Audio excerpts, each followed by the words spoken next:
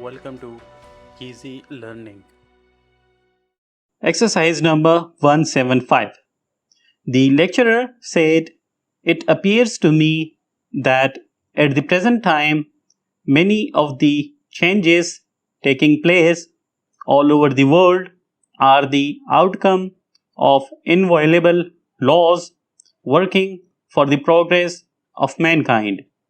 As a rule, man is apt to overlook the silent working of the laws of the universe, in reference to which he appears, as a matter of fact, very little concerned.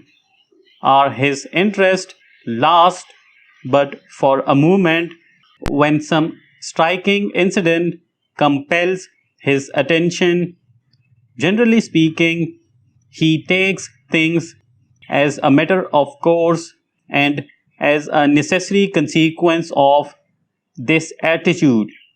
At the present day, the beauties of nature are a closed book to a vast majority of the inhabitants of the globe. I will consider the matter and deal with the subject as briefly as possible. In the first place, it seems to me that in relation to the authorship, there is no ground for supposing it to be doubtful.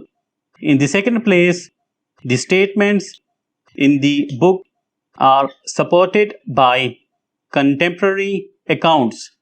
In the third place, all the other known works of the author are of unimpeachable accuracy.